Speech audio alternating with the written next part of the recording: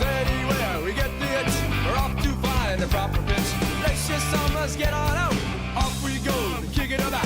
Win or lose, we're having fun. We won't quit until we're done. We got hot when we play. Take you on any day.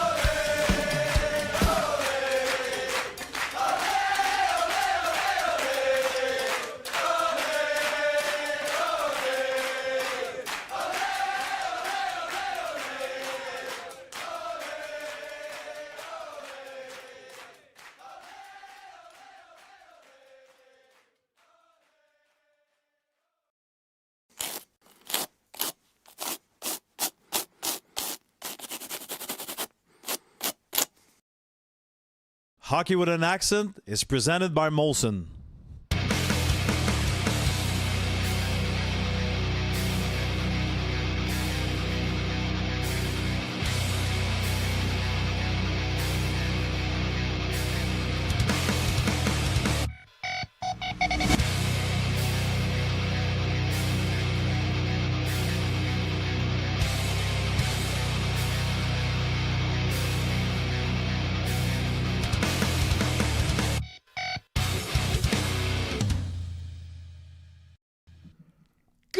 To the conference final. New Hook scores. Game 7 overtime. Mo, take it away.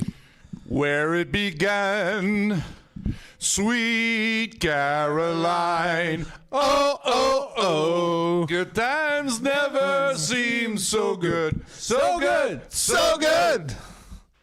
We're going to Carolina. We're going to Carolina. Wow. We're going and shout out to Carolina. everybody in Newfoundland. Yes. New Hook did it again. His 7th of the playoff. Yes, I mean, yes. what an overtime. What a game. Like, I know it was a stressful time for all of us. Anybody that was watching today, that's for sure. We're going to break down everything that happened into this game. People on the chat, join us. Tonight's guest, he's not a guest. He's the original OG, original gangster. Pascal is back. We're happy to have Pascal because you're going to break down these goals. You're going to break down the best. You're going to break down that overtime goal too. So, I mean, gentlemen, did we believe, like, did they deserve to win?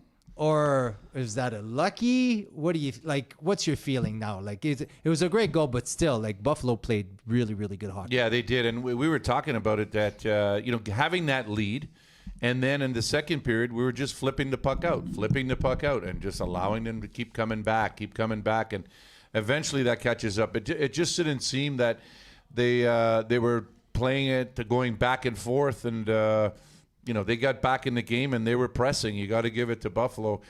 And you're gonna talk about Dobich, but he looked shaky from a little bit once they started to get the. I thought Montreal did a great job defending in front of him in the first period. Yep. But then they were just giving him back the puck and getting him back in the game. So anyway, at the end of the day, I mean, it was a better Game 7 than against Tampa. They had more shots. That's not hard to beat. I mean, what did they finish with? 17.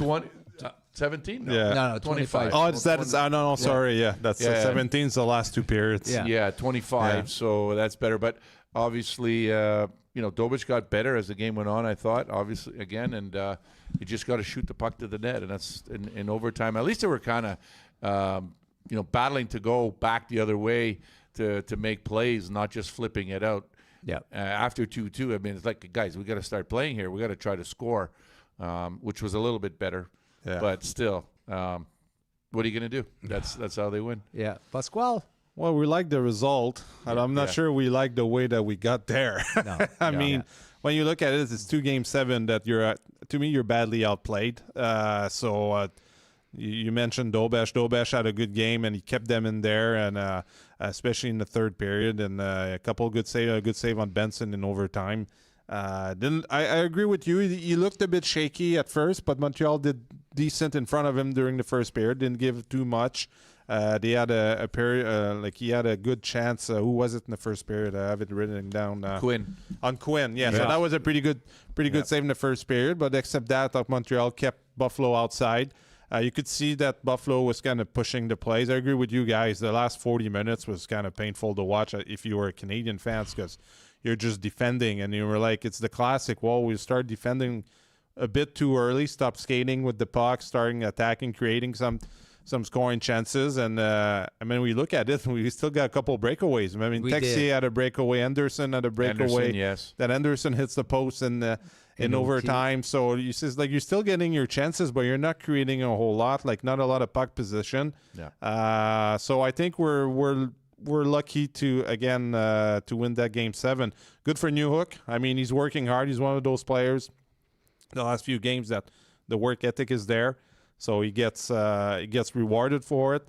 But you're going to have to play way better hockey, because now I think the real playoff not the real playoff starts, because Tampa Bay was a good win, but it's going to be a great challenge against Carolina, because I'm not sure that if you play that kind of game against Carolina tonight, it's obviously not a win, and I think it's a difficult loss. So they're going to have to adjust and get back on track quickly. I think it's a tale of two different teams, because I think the Canadiens, they came out well. In the first period, they came ready to play, and they got that lead. And then, the second goal, I think it was good. But in the second period, they put it in their heads, they just don't want to make a mistake, but don't want to make a play either. So it was just flip, like you mentioned.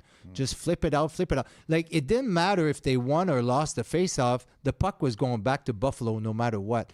And I think it's just that team, sometimes they just rely on, hopefully Dobesh will carry us and do all the saves, but they stopped playing hockey. Absolutely. And then it became, we all thought, the next goal is going to be key.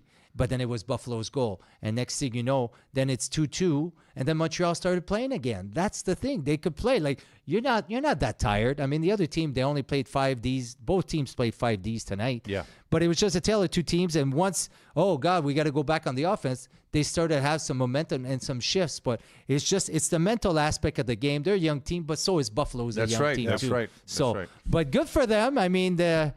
Some timely goals, I guess, Newhook. But let's dissect. People on the chat, they said they want you to sing some more. So you have another song. You do have a great voice, you Sergio. do. You have to sing. Got to some think of more a for the song end of the from show. Newfoundland for Newhook. Yes.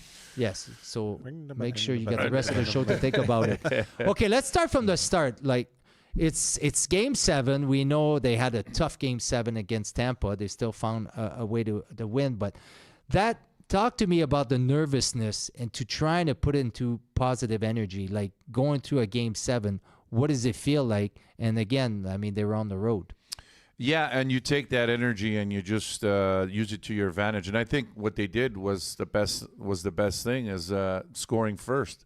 And in these games, they're usually 2-1 or 3-2. But in this series, it's been wild, right? There's been a lot of goals in this series. It was totally not like the Tampa series, 1-goal games, and so we don't know what to expect. And after last game, obviously you look back and you say you got to have not only the first shift of the game, which went well because they all were getting scored in the first shift, but also have a good first period. And what a better way to have a 2-0 lead. I thought they defended well, like you mentioned, and they were playing smart without the puck. But the problem was in the second, and so I think the nervousness goes away there because they were in control of the game. I thought Buffalo was on their heels. Took the crowd out. Yeah, they took the crowd out. They were like, oh, we don't have our game. We're not controlling the puck, and they're defending well. It's going to be tough. But Montreal, like you mentioned, they just stopped playing. You're just giving the puck back, flipping it out, and it's still a long time. There's 40 minutes left to start doing that, even though you have a 2-goal lead. There's a lot of time to come back, and unfortunately, that's what happened. And then all of a sudden, you're like, oh, we're going to have to score another goal to win this game. We can't just sit back and do that again. So it kind of was, they almost shot themselves in the foot, because of that, but they hung in there. Yeah, no, I agree. And I think about like the sense of like, a bit of lack of urgency. You could see like along the boards, Buffalo would come out of the puck with the puck.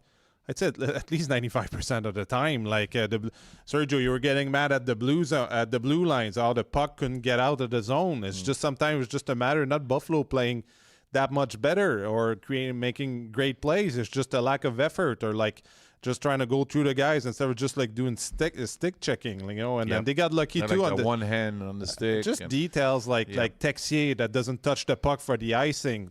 They got lucky with that in overtime. Then you end up giving up 2 or 3 faceoffs in your own zone. And like Buffalo got some shots on it. Like Dobesh made some couple good saves through traffic. Like decent save, not the hardest saves, but still you're giving the puck to the other team. And when you have no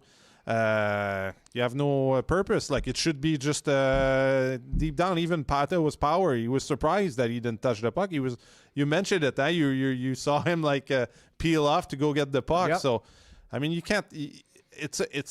I find the last couple games there's a lot of stuff that could have been better for the Canadiens. Obviously, the game 6 was hard, but at least they bounced back. They found a way. Dobesh hasn't lost 2 games in a row since December, so I thought like it's good for him to come back. What is it now? 13-1 or 12-1 after a loss or something? The Canadiens since then, but they haven't lost 2 games in a row since in the playoffs. In the playoffs, they're 6-0. Yeah, so after a loss. So it's pretty amazing. Another 3 road wins.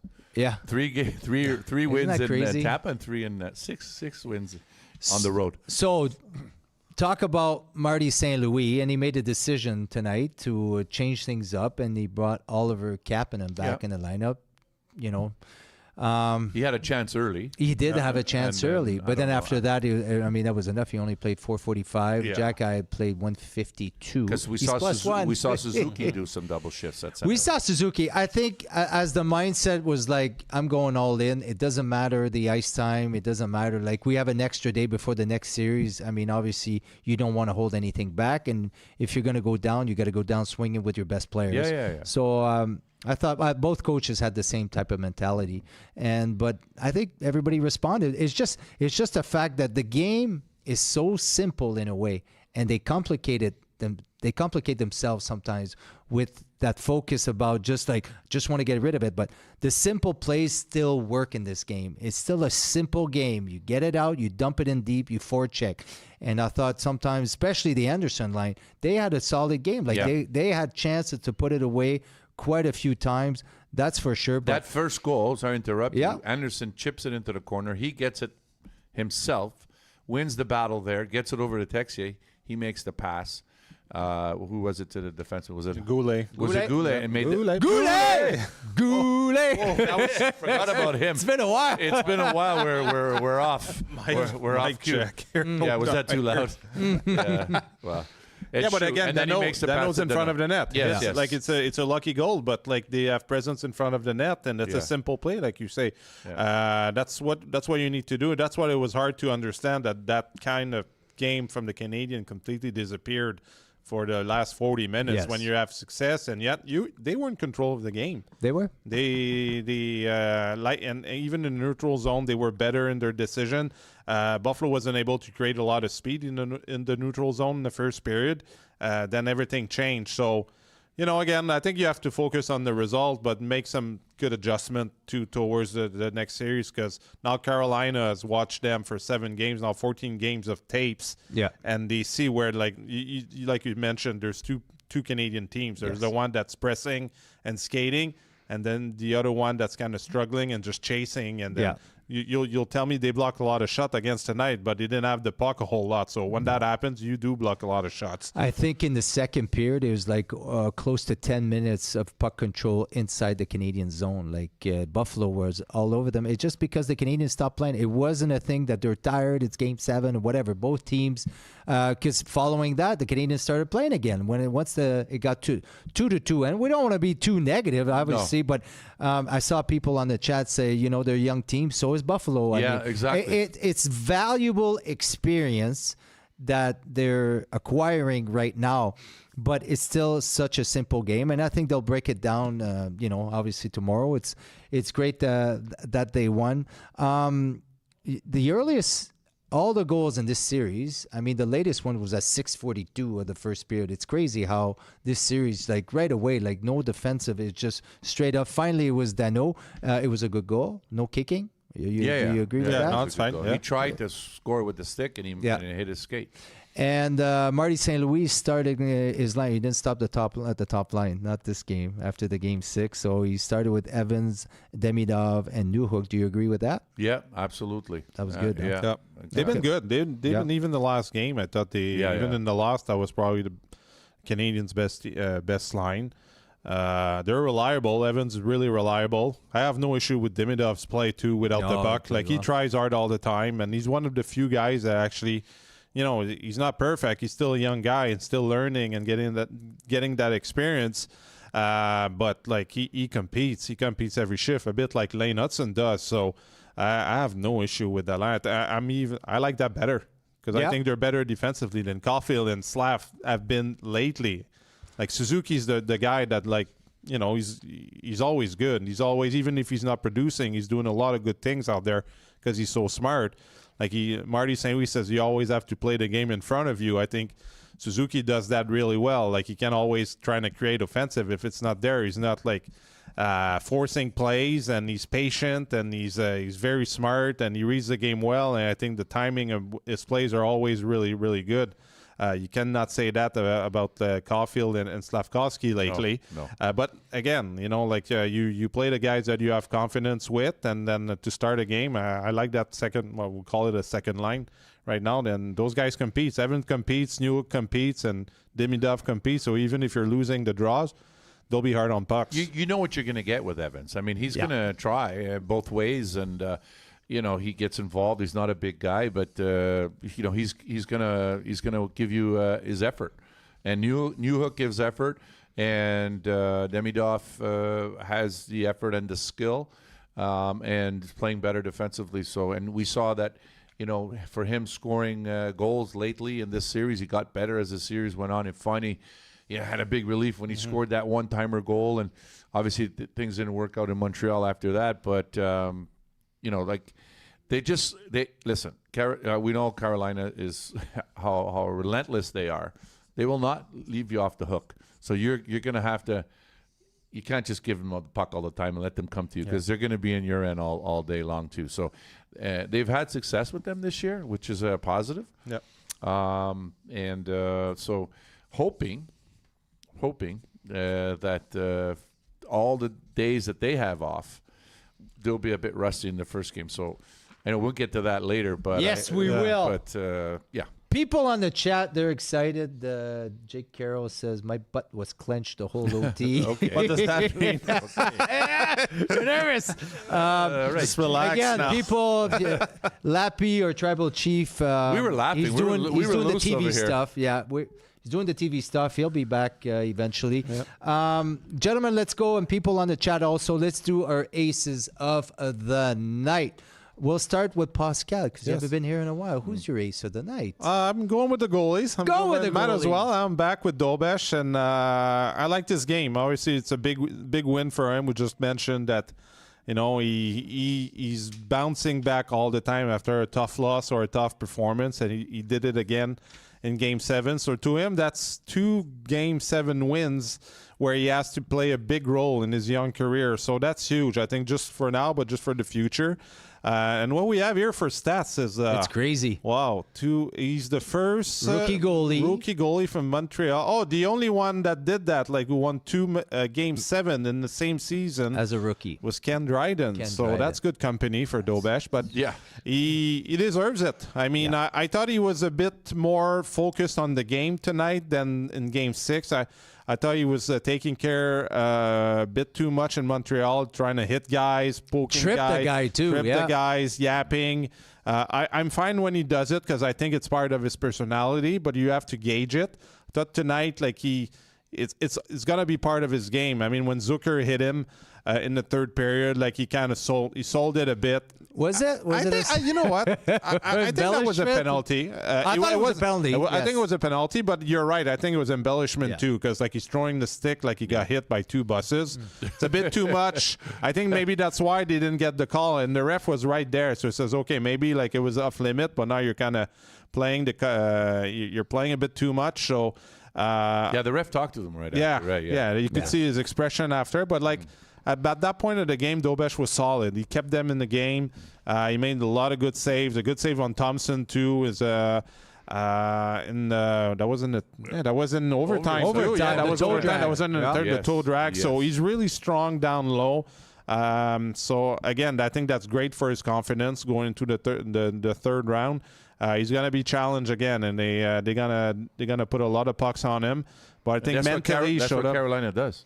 They throw a lot of pucks on him. That's right. To the net. That's right. So they're really good at going. So I think he's going to need a lot of help from his Ds, and especially not creating that many turnovers. Because a lot of those chances tonight were created from turnovers that Montreal kind of created them themselves. So, no, really happy with his play. He got better as the game went on. He did look a bit shaky at first, the first period, and change. And then after that, I think he settled. He made some good saves. His rebound controls were good. And I mean, you can't really blame him on any of the goals. So good win, another bounce back performance by him. Yeah, I would agree with that. I think the way he bounced back after being pulled, first time he was pulled too. But he was already looking forward to Game 7, and I'm going to do everything I do. Like when he talked to the media to win that Game 7, and he settled in, like you just mentioned. It was a big win. He shut it down after their second goal. He shut it down. That was it. They weren't getting another one. And he was making the saves at the right time, taking the whistle, Yeah. Get those changes, because obviously he knew that they're playing 5Ds, and the guys get tired, and when you're tired, you got a bit lucky on the disallowed goal, the early whistle, but we'll take it. I think okay. Let's talk about it. Like but you hear the whistle before. You hear clearly the whistle, so. and then he gets poked through the pads. I mean, obviously, it's a bit like the Dandenault play. And was that in Game 6? Like the disallowed, or maybe another game before where Dandenault poked him twice. It was something disallowed. Like that. It was disallowed. So obviously, I mean, we heard it, but Buffalo can have a complaint about it. Like Buffalo is like just a Dandenault goal. They remember Brett Hall back in the day, like with the toe in the crease. That was and then for the Stanley Cup. That was for the Stanley Cup. So I mean, that was they remember, that's for sure. Since we're still talking about Dobesh, talk to me about his wraparound poke check that he does. Like on one side and then the other. Like that's we did talk about it during the game. So I want to know a bit more, since you're a former goalie. The difference between because he is aggressive when they come around. I like the play when he does it on his strong side. So when he poke checks on the side that he's holding the stick, because you have more momentum to it. I think there's more an element of surprise when you do it. Yep. Right before the first goal of the Sabres, he tries it on the other side. I don't like that much, because you have to sell it way earlier, because you have to go through your body, and then you're kind of stuck in that position. So your blocker kind of gets stuck, and you lose your stance a bit, and it's hard to recover from it if you miss it. And the thing is, the guys are so good now around the net making plays in like small spaces. If you sell it too early, they're gonna adjust to it. Now I think like teams are maybe they'll peel off a bit further to try and to avoid it. Then after that, it's just hard to recover from it. You could see Buffalo beat him on the blocker side. I thought Buffalo tried to shoot the puck a bit on the blocker side tonight. Even the guys on CBC, Kelly Rudy was mentioning it, and it was a bit of a pattern. So we'll see. It'd be interesting to see the stats on it, but to me, I don't really see a weakness about it. I mean, sometimes it's just the plays that you get beat because they're far passes both goals across. were blocker, but the one Greenway was right in front of him, so he didn't see hit his it. ass. Yeah, then it hit his ass too. It went down on that side, and then the other goal was Dahlin, right, and that was upstairs. And then you have to respect Power for a long time because he's in the slot for a long, so you have to respect the shot because you don't want to get caught cheating on Dahlin too early. Yeah. So you have to stay with him. And then Dahlin, like, he makes $10 million a year. Like, and he's an offensive guy. Like, he's got to maybe win the Norris this year. If he's got a chance, it's going to be a dangerous chance. So to me, that's not a bad goal either. So So you just have to be, he has to be careful of not doing it too much because teams will scout him. But I like it better when he does it on his strong side. Okay. Understood. Wow, you heard it first here. Yeah. Way to go, Pascal. Hey, you're welcome. We missed Good you. to be back. We Good to be missed back. you. Yeah. We missed you. By the way, we're missing gin. Ah, No, Yeah. but he brings the gin he normally. does bring the gin. But he hasn't been here. But you bring a smile. Yeah, it's All just, right. no, you know what? You miss me making you a drink. That's Yeah, true. Because the bottles are right there. Yeah, no, but Yeah, you're good. it's You're not good. the same, you're a man. good You don't bartender. have your private bartender. He's like Garçon, I miss Could the I get a drink bartender. around here? Sergio's using me because he's stronger than me. That's not But cool. we did miss That's you, not Pascal. cool. We missed you. No, I said please. Sergio, You always say please. That's people, right. actually, people on the chat, they agree with you. Dobesh is deserving of an ace. Yeah. Sergio, who's your ace? Well, I called it before Newhook scored, but it doesn't matter. Hudson. This kid, regardless, and we talked about the minutes that he plays, but he's always competing, even defensively, working hard in plays, and they spent a lot of time in their own end, but he still has the energy to try to get some offense. He was pretty much the only guy that can go up there and try to create a play because they were flipping it out all the time, right? So, and the thing is, he gives it all the time. Like, he gives it every night. You know what you're going to get with this guy. Oh. There's games where they have tough games, but he's still involved. He's still trying to make plays.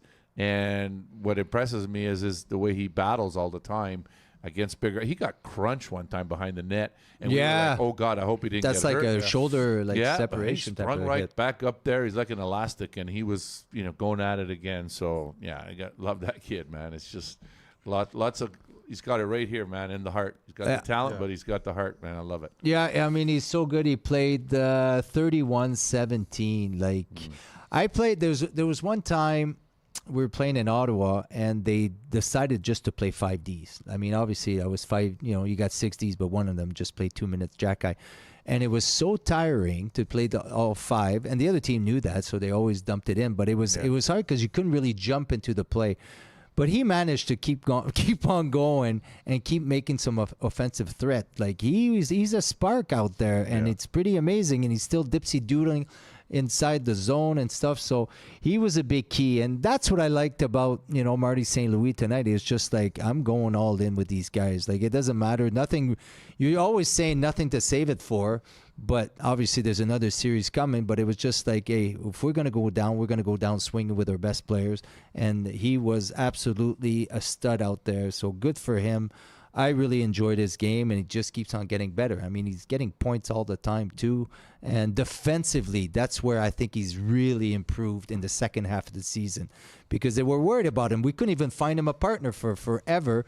And the fact that Carrier's played so well is now he's playing with Dobson. So now you got 2 steady defensive duos out there, and good for him because he's making plays. That's a good pick. People agree with you too. Yeah. Come on, people agree. It's hard to not to agree with Hudson. Yes. You're right. I mean, he's a game changer. Or me. Yeah, no, we always agree with you, Sergio. We don't have a choice. Don't touch me. No, people are saying like he picked the puck off. But he can turn the game like just like a Makar and Quinn Hughes. Like when he has the puck, like those guys can control the game, and you're never worried. They gotta make mistakes like everybody else, but their mistakes last 10 seconds. They don't carry it over the next shift. And again, they're a bit like Suzuki was early. Like their hockey sensors are so good that they adjust all the time. But like you mentioned, he just competes all the time, which is really impressive. Yeah. How can you argue about anybody? Yeah, I know. That's I always know. competing? If you make mistakes, but at least he's trying all the time. Yeah. It's guys that don't. Just get a free pass all the time. Yeah. It's so true. I mean, what's hard for us as former players is because we were taught like you have to get the red line and dump it in. You have to make that effort, and sometimes you don't see it, on the team. So that's it's difficult. But in Hudson's case, I mean, It's all effort all the time, Yeah. and he's engaged and he wants to be there. Some Yeah. guys sometimes, they might pull back. The pressure it's hard. There's a lot of pressure on these guys, but he's a gamer and absolutely a great pick. Who People did you agree like, with Dandy, tonight? I picked our capitaine. Oh, the Capitan. Nick Suzuki. Why? Because the captain needed to step up, and I think he did. I think he played a solid game. I think his game 6 was horrible. I don't think he played that great of a game, and he needed to step up because you need that veteran presence. And I felt that he played well pretty much the whole game. That a couple tough shifts in the end, but I think it's more Slav doing a bit of the mistakes. But I thought he stepped up. He played a lot of minutes. He played almost 30 minutes tonight. Had an assist.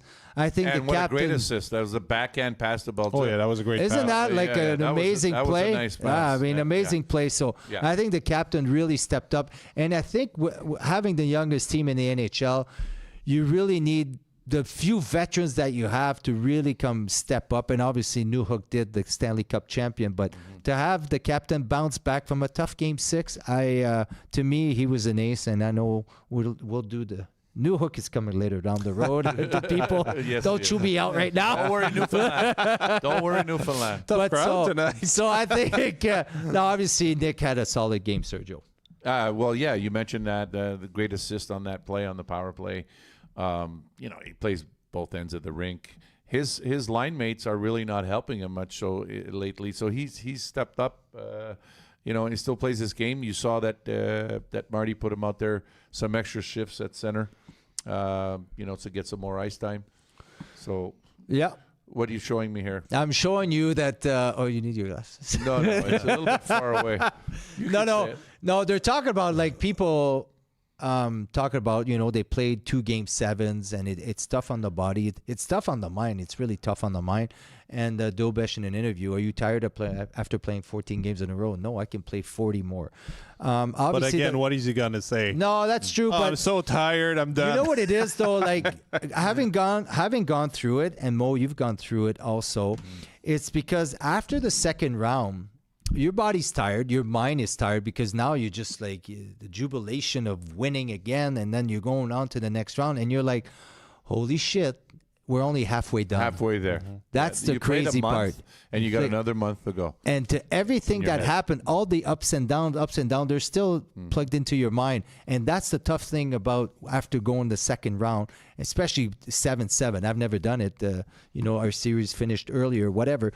But that's the mindset. It's so hard because you're like, oh my God, it's just the second round.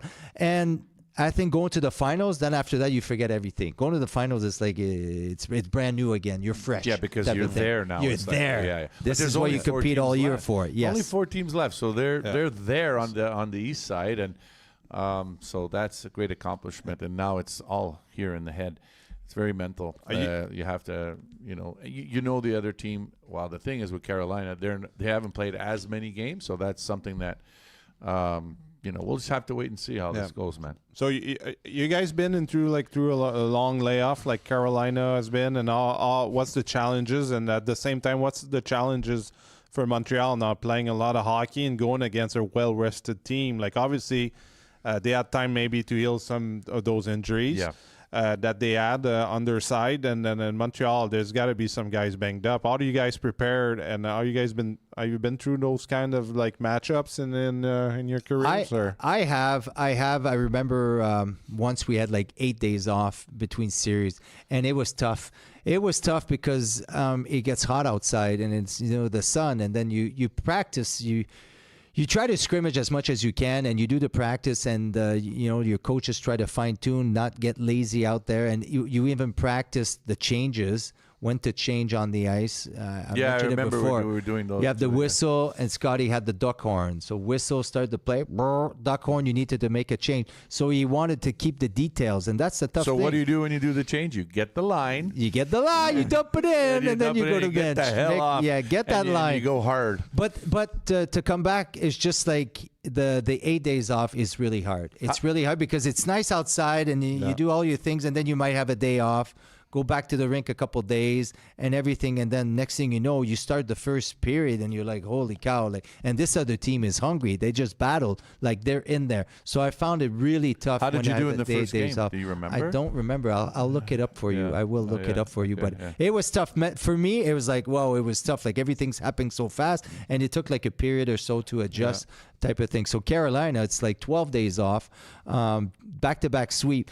The only advantage, and I know we'll talk about more later, the matchup later down the show, but it's just a situation where Carolina hasn't lost. So what happens if they get adversity, we haven't had that in the last month and a half type of thing. So I think that there's an advantage that you can pick from if you're Montreal, but at the same time, I mean, this is the team, it's rolling. And you won't get a young Buffalo team either. It's not the same. It's not the same.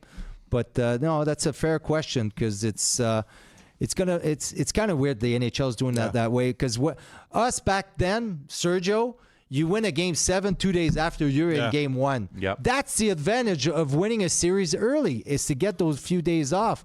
But now it's they get an extra day's break type of thing. So that's a this extra different day, thing. definitely Montreal will need it because they don't start till Thursday. And they're coming back here tonight. They're flying right after the game. Yes. Yeah, which is whatever because you don't sleep after a game anyway. So if you're going to be up till 2 in the morning in Buffalo, you might as well be back home. It's only an hour flight. Yeah, it's not obviously a long you're flight, coming back. You're going to see your family for a short period of time because then you're off to Carolina again. And I don't think.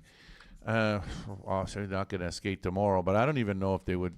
I'd even have the guys skate day off on freaking Wednesday. No, I don't. I know. Really? Yeah. They need a break, and then I think a hard morning skate on Thursday, and then go. That's what I would feel like. He knows. I mean, Marty knows the room. Who's really tired? Who's really hurt? But 2 7s in a row. I wouldn't mind having them have 2 days off because it's not like you're not going to get out of shape in 2 days. You're in top shape right now, and you actually need the mental break. rest. You need a break. Yeah, you need a break away from the rink for at least one day, and then even the second day, if you come in and you just do a little bit of a workout on the bike or workout with the guys on the massage tables or whatever, just for the body, kind of recuperate. That's all you're trying to do, so you're ready. The game is what makes practices now. It doesn't matter. Practice? We don't call it practice. Yeah. But I think there's tendencies now. So you got to break down. How to prepare for Carolina now. Yeah, so you that's can why break you it need down. All videos? Well, there's videos, but if you go on the ice, but it's more like, like in football and the week, they don't really hit. They just go and they do it slowly. And 25-minute practice just to get the flow, get the blood going a bit, maybe. Yeah.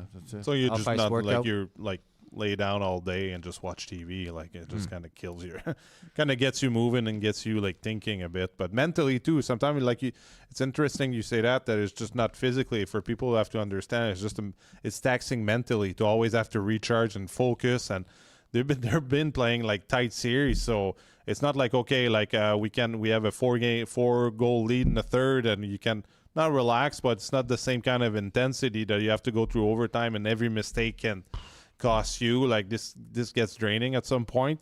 They're gonna get that rest, and hopefully they can heal those little injuries. Because I'm sure some guys are banged up. You can see some guys, they don't play. I think I wouldn't be surprised if Slav is hurt. I wouldn't, he doesn't hit really anymore.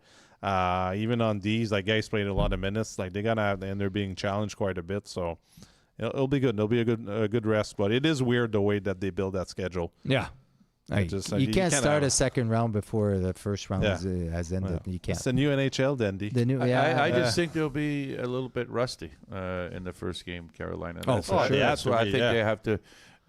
I think that's the one game if they're gonna have a split. That's the first one. Yeah. The issue also with Carolina is sometimes you look further ahead than where you're at, type of thing. Then you're like, oh, Florida's not here anymore.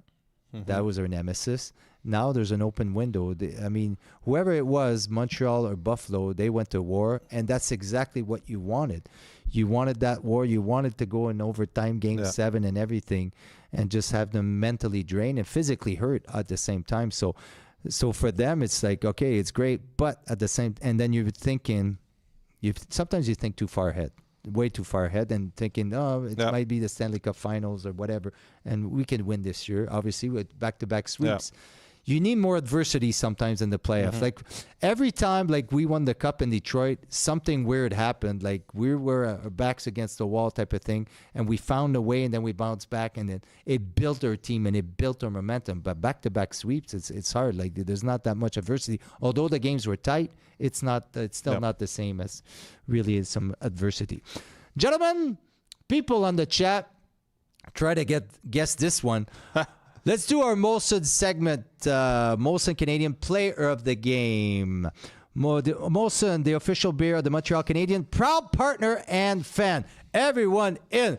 Drum roll. Who is it gonna be? The Canadian Player of the Game, Sergio? Let me guess. He's from the Maritimes. Yes. On the Rock. From the Rock. From the Rock. Maybe that's the guesses. song we got to play. Like a rock. The Chevy, right? Bob Seger. Yeah. Like a rock. From Detroit. Alex Newhook from Detroit. I thought we weren't allowed to say Detroit. No, we're allowed now again. Yeah, we're allowed again. Because you're my suspension is you're over. Starting at round 3. Let's bring it back. Yeah, Bring people it want to back. know.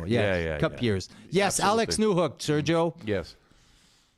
Just shoot the puck at the net. Look how he scored. I mean, you didn't think that was a great goal. I don't know if he was screened there. Or... Well, maybe a bit. It's hard when you're like 10-hour drive away to see, but on TV, it was maybe a bit screened.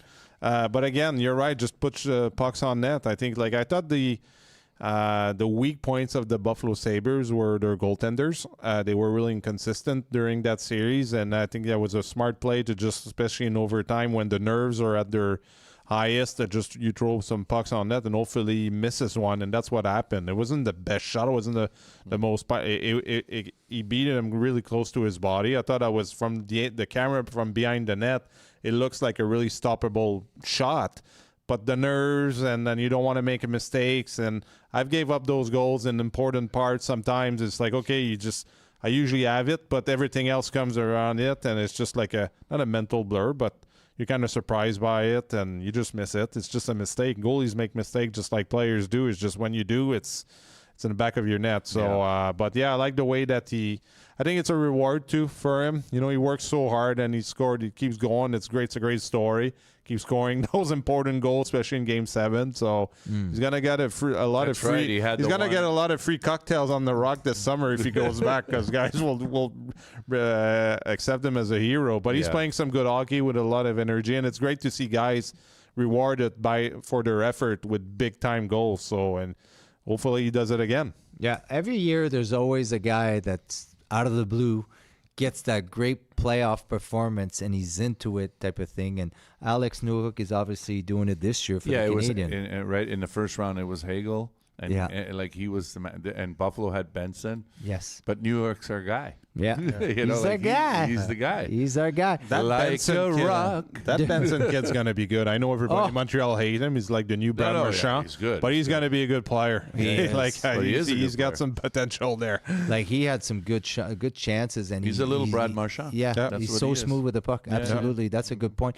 I want to go back. You're talking about the goalie. Like, do you guys get nervous? Like, there's more shots going into the Montreal end type of thing. Do you get nervous on the other side? Like the next one, do you get scared a bit type of thing? Like, I don't think you have time to think about it. It's easier if you stay busy. I mean, I played 2 overtimes in the playoffs, and it's a bit easier when you have stretches when you're really busy because you don't think as much.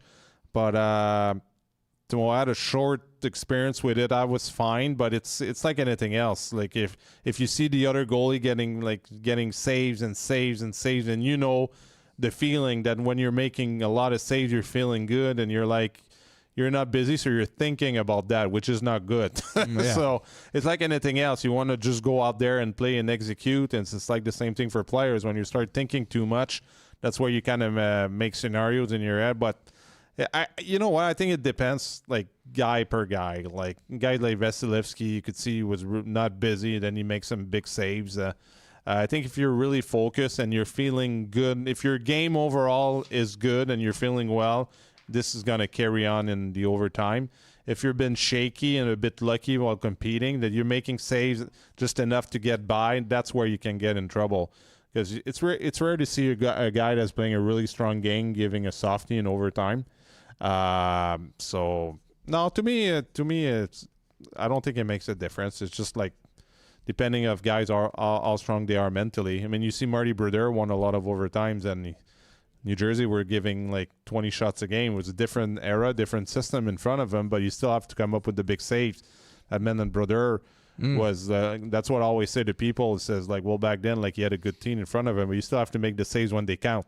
Some guys are capable of doing it more often than others, and that's why they're bigger names. And so far, so good with Dobesh. Dobesh made the difference. Then Luukkonen wasn't able to go get that save for the Sabre. Yeah. I always thought, like, when you play in the playoffs, like, yeah, you're nervous and there's nerves and stuff like that, but I always try to put myself in the other guy's shoes too, skates, if you want. Like, he's nervous too. Yeah, and he's tired as well. And he's tired as well. Yeah, so let me use that as an advantage. Yeah. Like, there's no way, like, he's 100% full confident about what's about to happen type of thing. So that was always my mindset, to really push and just make me feel more confident that I've prepared. Everybody's like, you're super prepared, and just to go out there and just be a solid defenseman or whatever it was at the time. But I mean, there's a mind game going on to be, the best that you can be, because there's obviously everything's on the line, and it certainly is very, very tough.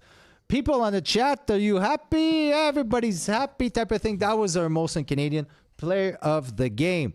So now, talk to me about the importance of sometimes, Sergio, playing a boring game, a boring road game. You need that. Yeah, you need to play simple in order to win.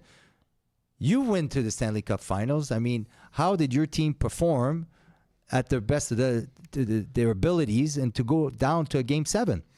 Well, I mean, excuse me, like you get to a point where there's some games that... Don't lose your singing voice. No, that's it. Come on. I got to get some water here. Yeah. No, we still got some games to go. Listen, there's games that get out of hand. Sometimes they're big scores. It could be a 5-3, a 5-4 game, or some crazy overtimes. And then there's games where it's just 2-1. You don't get a lot of chances. And I thought that this is something that I think that, like the Canadians, when they had that 2-0 lead, you got to play smart and stingy, and not just stop playing, because that's not the way. You just got to continue to keep pressing. Montreal's like, say, their advantage is when they have the puck and they control it, and you see when they get in the offensive zone and they start moving it around a bit, and they're skating. They don't seem to be built to just flip it and then stay on the line and defend. Defend, yes, you have to defend at the time, but you have to still go on the offense a little bit. It's not to say you take chances on the offense, but you got to play in the other end. And I thought that in games that we went far, and in a lot of playoff games, we didn't stop playing our game.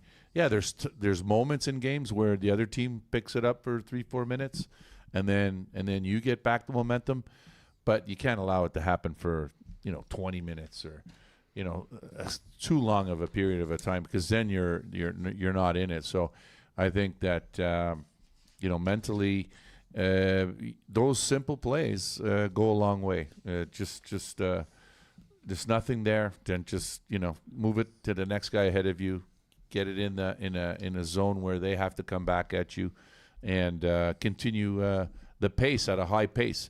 Yeah, and really keep the shift short. I know as the game went longer, you start to play less.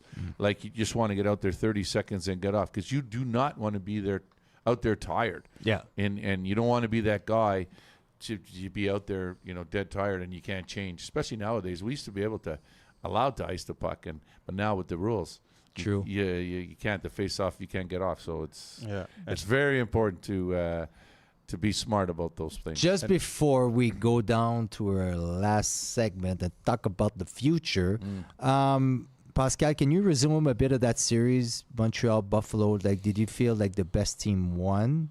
I bought my prediction was Montreal in 7, which I think is my first prediction. I'm 2 for 2 right now. 7 against Tampa and 7 against Buffalo. I had 6 and 6. Yeah, but come on, I had bro. them winning. Yes. Yeah. I So we're just all thought good. that was a little more We're all confident. good. You get a prize.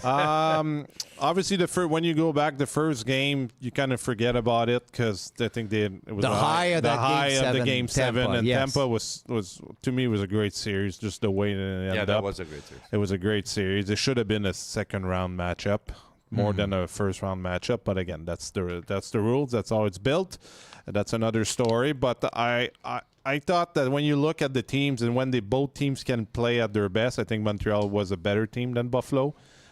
You could see a bit more maturity, even if the last couple of games it wasn't great. They made mistakes. I think they're more mature in their game than Buffalo. You could see Buffalo, some guys, I think the urgency came too late. If they would have started earlier that series, I think maybe Buffalo could have won. But I think we learned quite a bit from last year's playoff from Montreal and then that game 7. And now hopefully we're talking about how to close a series or a game. Then when you have a 2-0 lead, hopefully they learn from that too, from tonight's game. That obviously they're happy, like everybody in the city and the province of Quebec, and now it's the only Canadian team too in the country. Everybody wants to see them well, but there's a lot of work to do at kind of reshaping that team. If they're playing at their best, they should be able to compete and that give Carolina a good series. But if they show up with that lack of urgency and the lack of details in their game, that could be a quick series against them because Carolina is a really structured with experience. They went through the whole dance the last few years. So, I mean, I think the best team won. Okay. I think that you can see, to me, like Montreal is in advance of Buffalo, but I think we'll see Buffalo quite a lot in the future as well. And again, I think behind in front of the net, that made the difference. Montreal goalies, Dobesh was better than the Buffalo goalies, and in a tight series, he was able to make the difference and make the good saves at the right time. So that's what their strength that Buffalo will need to have a change if they want to compete. Absolutely. If they want to go further next year. I wrote it down here. It was Lyon and Lukin. Yeah. I think the big difference between the series was goaltending. Obviously, Dobesh played. Well, when better. you change your goalie one time, Yeah. you might get away with it. Yeah, if you But don't. when you start going Flip back, flop. I mean, it was like that throughout their season. Yeah. Right. But Yeah, I still, guess so. you want that number one son. And we Yeah. were doing the same thing till somebody stepped up, and Yeah. he did. He did. Dobesh stepped up to have the net for the be number playoffs. one, yeah. Yes, absolutely. And again, he ties Ken Dryden for 2 consecutive Game 7 as a rookie winner. Good for him. But I thought that was the difference. At the same time, some guys didn't really step up. Tuck, I don't think. That's right. That's no point, right? Oh, for missing in Buffalo? action, big time. Yeah. Unrestricted free agent. I Yeah. think, right? Yeah. So now, and that whole line was like minus. Even Thompson. 20 Thompson was something. good in Game 6, but he wasn't that. They had a lot of Thompson. He No, still had 15 their points best for the line playoffs, was yeah. their so-called checking line with Norris. But then they switched it because they and put Benson. Thompson with him. With Yeah, them, those they two. had to try to get their Yes. number one guys Yeah. going. Yeah. It's different, but you always try to do some combos when things aren't happening. It's still, I think, the depth of the Montreal Canadiens again. Like Bolduc scored a nice goal. Like that was a hell of a pass by Suzuki, but still he was put a it. nice He's having, shot, too. What a shot! Yeah. He's having some fine playoff. I think Yeah. everybody's happy with Bolduc. I think he doesn't have to worry about being in and out of the lineup. I think that's huge. But the depth of the Montreal Canadiens, their goaltending is the reason why they're going to the conference final. Speaking of the conference final, let's go to our Bet365 segment. Are you tired of waiting for the end of the game to get paid? Ready to move on to the next puck drop? That's why Bet365, an official partner of the NHL, has 3-goal early payout. If the team you're riding goes up 3 goals at any point in the game, they'll pay your bet out early. Hockey moves fast, and now with 3-goal early payout, there's one less thing you have to wait around for. Bet365, don't forget to download the app and see what early payouts all about. Must be 19 or older. Please play responsibly. Ooh, Montreal 2.60. And I got another song for you. Do you remember? Oh, Carolina. Da-da-da, da-da-da, da-da. Oh, Carolina. Oh, Dandy at 3 a.m., man. Hey! Good old Dandy. Like a good friend, Peter Svoboda would say, it's fantastic. It's fun. Sweet hips. Carolina 1.52. I mean, people, we're already there. Can you believe it? Conference finals. Like we're talking, we have our Aces segment. There's 4 teams left. Yeah. 4 teams left in the NHL, and the Montreal Canadiens are there. How do you see this series go? First of all, Yes. I think Simon brought it up because he's a fine gentleman and he's always on top of things. 3 wins by the Montreal Canadiens, 3-0 versus Carolina this year, 7-5 on January 1st, and 5-2 March 24th, and 3-1 March 29th. All Dobesh wins. So, what are your predictions? Let's go for just game one. Game one after this big high and stuff, and the other team is 12 days off. How do you feel going into that game one, which will start on Thursday? Oh, so I'm starting. Yes. Yeah, you are. I think Carolina is going to be rusty in the first period, but they're a very experienced team. I think Carolina wins that game because they're going to be really hungry to win, to play, to be excited. That barn is loud too, so it's a tough building to play. Dandy, you mentioned that they haven't had adversity, but they played some really tight games and they defend so well.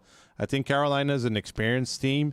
They've been through that. They've had runs like the last 6-7 years with that group, and they're really, really strong defensively. And they're not going to make the mistakes. I think that Tampa Bay, as far as undisciplined or Buffalo or turnovers in their zone, and to me, the big thing we just talked about goaltending.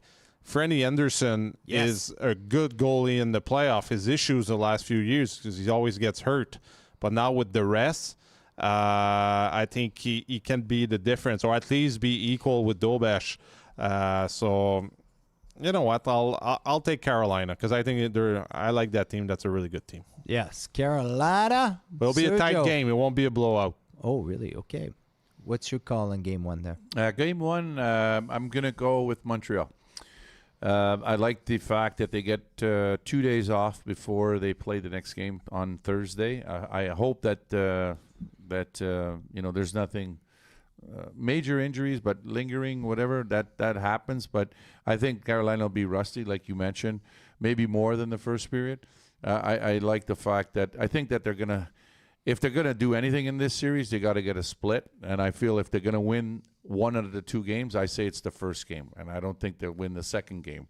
So I'm betting on the first game. Yeah. That's my.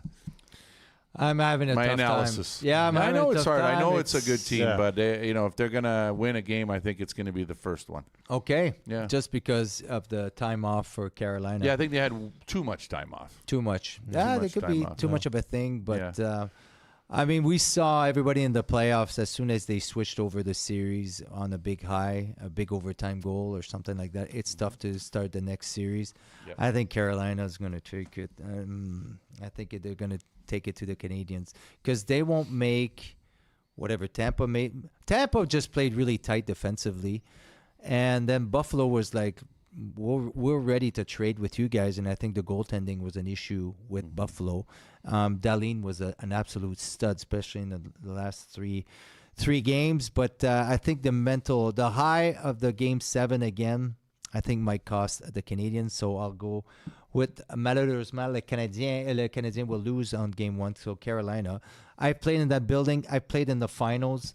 It is a loud building. It is, but we still won, so no problem with that Red Wings. Is that where you scored an overtime goal? No, too? I was on the ice. For that. That's where Igor Larionov kind of looked me off, and I was jumping in front of the net. I don't know why. I was a defense, but I went straight to the net and jumped in the air, and he patiently put it over Artus Urbe in triple overtime. And Igor Larionov named his wine triple overtime. Way to go, Igor. Oh, nice. Shout out to Iggy. That's for sure. I played with him in Years and Vancouver. years ago. Played with him in Vancouver. Great man. Great man. Used to live down the street. Absolute gentleman. People on the chat, I want to know what you got, who you got winning game 1. Carolina. Ooh, I see some HABS 3-2. People are 3-2, so people are excited. Oh, who yeah, knows? we have to. I think You know what? Who knows? That's right. If your goalie's an absolute stud and a series can change, like who would have thought, right? Like after game 6, tear everything up. You just lost 8-3 while leading 3-1 in the game, and next thing you know, you win the next game 3-2, a tight 3-2 win in OT. The bets for the Cup right now, we have Colorado at 2.30, Carolina at 2.60, Vegas at 7, and Montreal at 8. So Montreal is last to be Yeah. favored. Is that a good bet you want for the cup? Well, looking at Colorado, it's really tough to They're favored. bet against they're them. good. They could score 9 goals, Yeah. and You saw 9-6 against. they could score when they. You saw when Minnesota looked like they had them all game. Yeah. Boom, they scored 2 goals at the end, and then they win in overtime. It's pretty tough to bet against. them. Pascal, you looked at Vegas a lot, Yep. right? So you were doing that series on TV. Max is doing the Montreal TV series. But talk to me about Vegas. How can they compete against Colorado? I think they can compete since Tortorella came in with the 8 games left in the season. They kind of refined it. Can you say that? Find their game? They find their game, like more their identity. They're way harder to play against. And there's a few things. Carter Hart's been a good surprise for them. He's been playing some good hockey. I think they're a bit slower than in the past on the defense side. Like Shea Theodore and Anderson are their best defensemen. Peter But there's Angelo's not there No, anymore. he's not there. He hasn't played all year due to injury. Like Mark Stone was hurt against Anaheim, and I think they took advantage of a young Anaheim team that wasn't really good defensively, and their goalie Dostal had some high ups and downs, a bit like the Sabres goalie.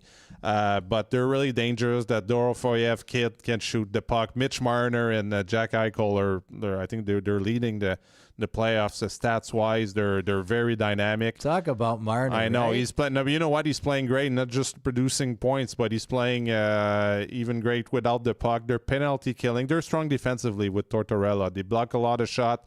They play with a sense of urgency.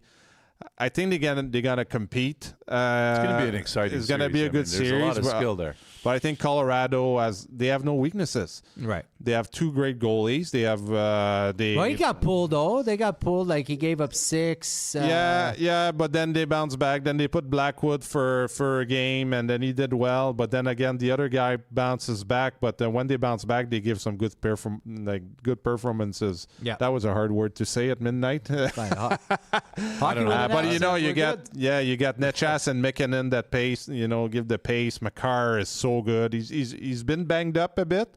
But I think the rest is going to help him quite a bit. I have a hard time seeing anybody else in Colorado win the cup unless you're really, really stingy defensively. Maybe Carolina, if they beat the Canadiens, maybe they could give them a bit trouble because they're fast. They can follow the star players. But I think Colorado's going to beat Vegas and be in the Stanley Cup final. I mean, Carolina, they have a really good team. But do they have that stud star player? No, but their Like second Aho's line, good, yeah. their second line's been like the Stankoven line with Stankoven, yeah. with Taylor Hall's been playing some really good hockey, like these guys, and they have Nikolai Ehlers on the third line. Hall's playing like his MVP year in the playoffs. Yeah, he's been unbelievable. And then, they have what else on defense? Like they have, which I like really good. Slavin's probably the best defensive defenseman in the league. So I think they're balanced. They're well coached with Rob Brind'Amour. They play like a really high-paced game. They're in your face all the time. They do, like you mentioned, that they put a lot of shots on net. They do. They throw everything from try, the corner and jam the net. If the Canadiens are going to have success against Carolina, they're going to have to be really sharp in their zone. Because and around the net to protect. Dobesh will have to be good, obviously, but they're going to have to take care of second chances because these guys are like sharks, like around the net. Like they compete pretty hard, and they're the best defenseman, the best defensive team in the league, and one of the best PKs in the league, and they're stingy. So when you get your chances, you gotta bury it because you're not going to get the same amount of openness that you do against Buffalo. It's not gonna, against Buffalo. So when you get those chances, you got to bury them because. They don't give up a lot. That's for sure. They're well built. They're really well built. So. Yeah, I think absolutely agree. I mean, they come at you in waves and waves and waves, and they don't give you much. And that was the thing with Buffalo. There was some openness, obviously, and Tampa, it was just a shutdown type of thing. And hopefully, Kucherov is going to do his thing, and Hagel. But I don't think you'll see that many mistakes from Carolina. Well disciplined. I don't think you'll see that many power plays also, which was key for the Canadiens. No ice sticking? None of these. Maybe a couple of those. Again, Dandenault tonight, they had that 4 minutes, like in the offensive zone, 200 foot from your side, and he takes a 4-minute penalty. I mean, they No, said, that was right? a 2. That was No, a that was a 2. Then Remember that the 4 minute was Benson the that was Benson called off? sticks, Yeah. Yeah, that was a On 2. the- You're right. It was Benson's stick. Yeah. I'm so glad the NHL does that. Like sometimes, like obviously, I mean, you see a high stick, and then you're blaming the other guy, but that was his own guy that actually that stuck him for the 4. That could have been a 4 minutes, but again, Uno reverse card, no penalty on that play because of He Benson. pulls out the Uno reverse cards. Yes. It's been key twice in the play, especially when it was that goal that got disallowed. Martin St. Louis, he pulled the Uno reverse card in that game where Dobesh was interfered when he put his arm out, type of thing. Okay, so I had Vegas winning the Stanley Cup before the beginning of the season. So I'm having issues like Colorado. I think Kadri coming in, it's like, ugh. And I think they're a perfect team. But yeah, you never know. That's why we got to play the games. Yeah. Okay, so let's go, people. Let's go with your overall prediction of the series. Already? Yeah. Can we watch Against a game? Carolina? You want to sing first? What? You sing first. Sing what? No, I haven't. Well, you can sing the same song if you want, but you have to sing again. You have to. I have to sing it. Yeah, like people on the chat, they want to hear you sing. Where it began, sweet Caroline. Oh. Good things never seem so good. So good. I don't know the rest of the words. Anyway, That was keep it short. That Sweet Carolina. There was a bar in Detroit called the Post Bar. It was a franchise, and that's where we went after games and stuff. And they always played that song. They always played.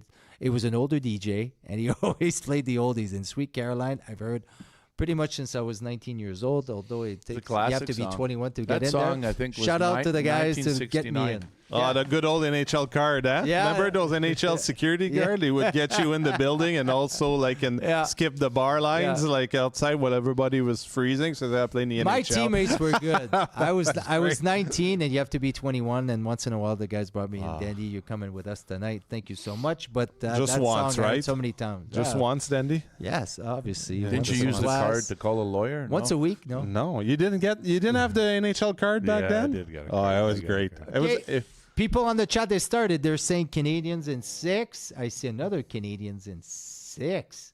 My goodness, what do you got, Mr. Momesso? What?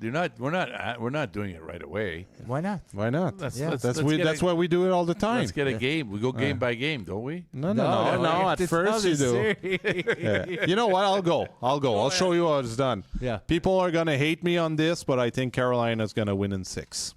I think Montreal. I like the team. I think they got lucky again a bit tonight.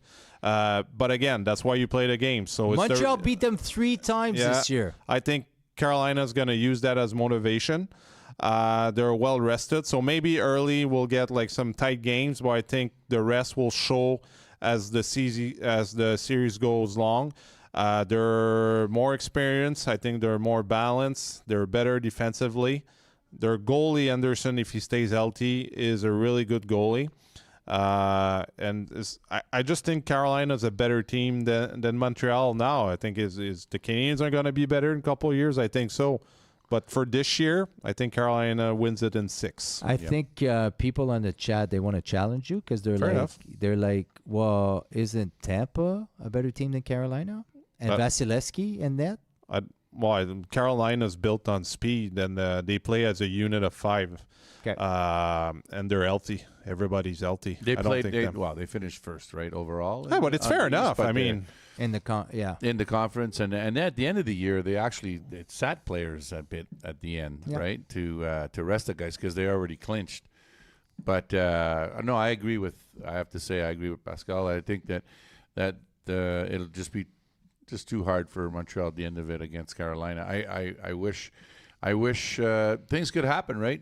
No, you never know. I mean, Montreal can end Anderson up gets winning. hurt or he doesn't play well, and I still think they're going to win the first game.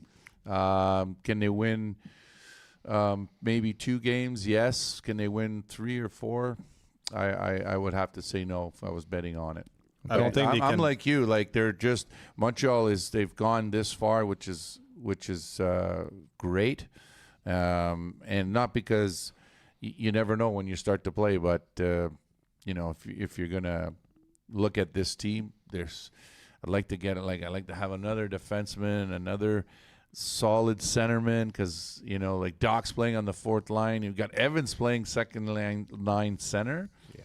Like where's that? We need another. They got Stahl as a third line center. Veteran Stahl guy. was a stud against Ottawa. Like he went right after Kachuk. Yeah, you want to fight? Let's do this. I'm going to set the tone. So perfect. And he's going to be all over Suzuki, all over Caulfield and Slav. That's for sure. Like he's going to drape them.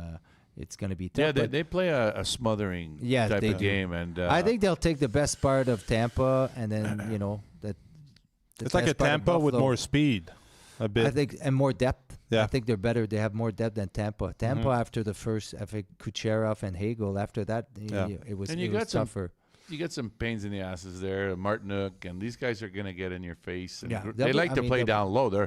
That's what they do, right? They get in there and they play down low behind the net, and they just continue to cycle and cycle. And I think that's something that Montreal's going to have a hard time to do. Who with. do you have winning the series? I said Carolina. Carolina in? I don't know, 6 or 7. 6 or 7. If it goes 7, it could happen. You never know. You never know. We're hot on the 7. Absolutely. It's got to go 7. Carolina badly and 6. outshot. Here's my thing. Carolina in 6, but if it goes 7, Montreal in 7. Oh, that's good. There you No. go. I played Both side of the fence. I always got the coverage. This is the worst prediction I've ever heard, Sergio. Well, but you know what? Both teams will win. No, It's just a game. Like no. doesn't mean I know you're an alumni and you love the Canadiens. No. We all like the team. I love the Montreal Canadiens the way they're built. I think they have a great group. I mean, at some point it's just a matter, but hopefully we're wrong. Hopefully we're wrong, and they keep so going. bad we're gonna win. You never know if Dobesh starts to stop everything, and then, like you mentioned, Anderson gets hurt, and then why not the Canadiens? It's you guys played a lot of series. You know more than I do. Anything can happen. Absolutely. I mean, it's a year you can be out in the 4 or 5, and then you don't change the whole team. That's the good thing about Detroit. It was like you could lose a year, but then you still have the confidence in your nucleus and just add a few pieces, and then the next year you make a hell of a run. Yeah, that's right. I mean, that's what happens. But it's just like they're so fresh. They're so fresh and so ready. Like it's Carolina. That's what scares me. In Montreal, I mean, it's battered, and it's lots of up and down. They're a young team. They'll regroup. But everybody on the chat is like Montreal in 5. Jesus. Montreal in 6. Habs in 7. Habs in 5 again. So now Habs in 4. Habs in 4. 7. Like every Habs in 7. That's a lot of beer it's all tonight. Habs. All That's Habs. a lot of beer. Habs in 4. Yeah. Canadiens en 6. Carolina overrated. Ooh. Carolina overrated. But that's the thing. It's just Carolina didn't beat the Canadiens, but obviously in the playoff it doesn't really matter because now you really focus on the game. I have bad news. I'm thinking Carolina also. Carolina in 6 because of the time off that they have. I wanted to win. Like the window's open. But like you said, like the goalie can make the difference. An injury can make a whole difference in any series. I cover my bet. You make a bet and then you put a little side bet on the thing. But I love the fact that if it goes All right, in 7, Sergio, it's you win. Montreal. Carolina in 6 They'll be- or Montreal in Hey, 7. what was the name of the T-shirt you were gonna make? No, we're so bad we're gonna win. Because tonight, Yeah, it's like I was like, this is impossible. Yeah. They're playing so bad that they're going to win. And that's what they did. it's a new T-shirt. How does that happen?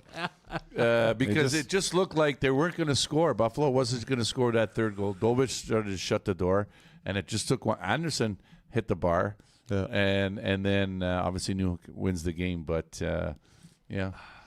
You know what's Carolina I have the feeling. 0-4 in conference championship. Yep. I know. We know. They can't get over that hump. But La Florida is not there this year again. Mm-hmm. And think of it, Florida's coming back next year too, They are. right? They They're are. going to be in the mix for sure.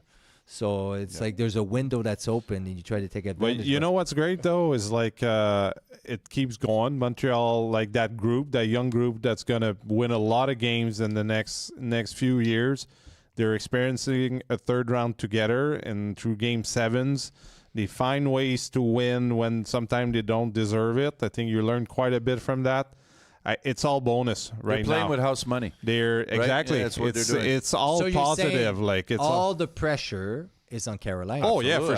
Absolutely. Now they're Right? playing the underdog. So they're This going is to play great. loose. A little bit loose. Loosey. Now, you know what? That's a thing that can go for the Canadians, and hopefully it does. And you see how everybody's watching hockey. It's unbelievable how people can stick around a team, and it doesn't matter if you're Montreal or anywhere. Like the kids, you see kids wearing jerseys, and so it's great for only for obviously the team, but the community.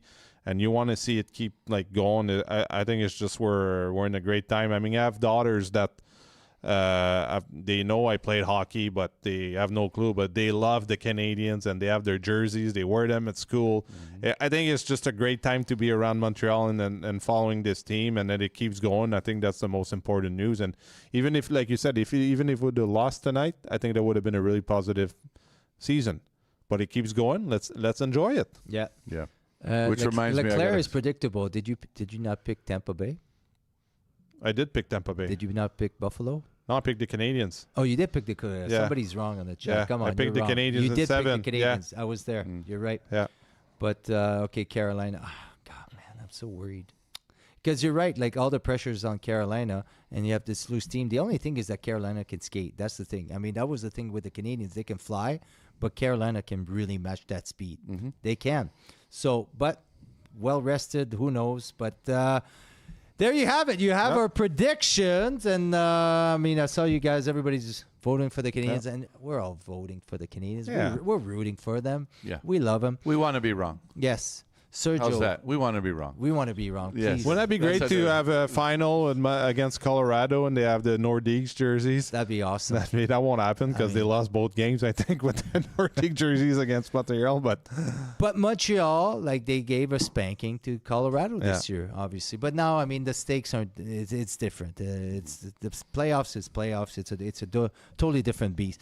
So, gentlemen, See we you will Thursday. see each other on Thursday night. Ooh. Post game show. You're gonna. Be no, there? Thursday I'll be here. You're coming back. We The love peach is having. back. Yes. The peach is back. All the right. Original gangster. We love having him. Yeah, original so gangster. thank you so much, everybody, for joining us. The Canadians are moving on, going to the conference finals versus Carolina on Thursday, and we'll see you there post-game show. Ciao. Hockey with an Accent was presented by Molson.